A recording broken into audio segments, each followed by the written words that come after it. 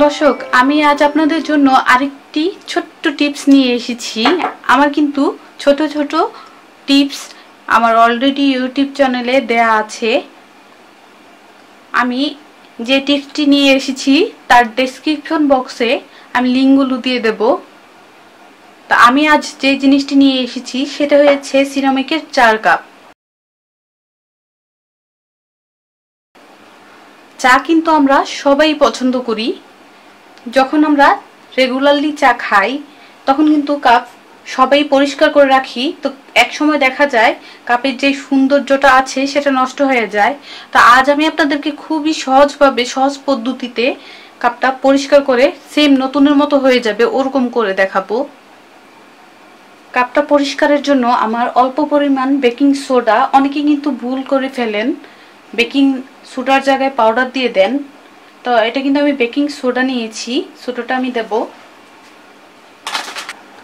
অল্প পরিমাণ detergent powder দেব, যে কোনো ডিটারজেন্ট পাউডার দেওয়া যাবে। অল্প ভিনেগার দিয়ে দেব, একটু দেখাই।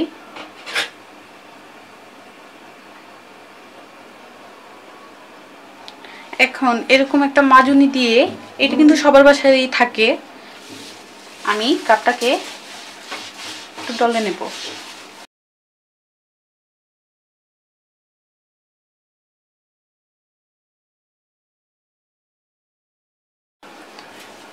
দেখুন, আমি কিন্তু বেকিং সোডা, ভিনেগার আর ডিটারজেন্ট পাউডার দিয়ে জাস্ট একটা মাজুনি দিয়ে একটু মেজেছি, তাতে কিন্তু দাগটা উঠে গিয়েছে। এই সাইডটা এখন আমি একটু ডলে নেব।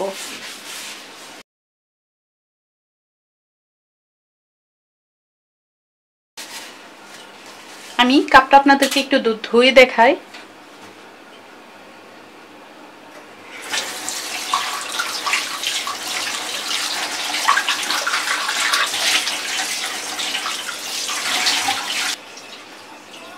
একটু খেয়াল করে দেখুন, যখন আমি কাপটা আপনাদেরকে দেখিয়েছিলাম তখন কিন্তু অনেক দাগ ছিল, খুবই সহজে কিন্তু সব উঠে গিয়েছে আর একদম নতুনের মতো হয়ে গিয়েছে আমার কাপটা। এরকম ভাবে সিরামিকের প্লেটে যদি দাগ পড়ে সেটাও সেম প্রসেসে উঠিয়ে নেওয়া যাবে। তো আমার ভিডিওটি যদি আপনাদের ভালো লাগে অবশ্যই একটা লাইক দিবেন, চ্যানেলটি সাবস্ক্রাইব করবেন, বেল বাটনে অবশ্যই ক্লিক করবেন যেন যে কোনো ভিডিও দেই না কেন সঙ্গে সঙ্গে পেয়ে যান। আজকে এই পর্যন্ত, সবাই ভালো থাকবেন, সুস্থ থাকবেন, আমার জন্য দোয়া করবেন। আল্লাহ হাফেজ।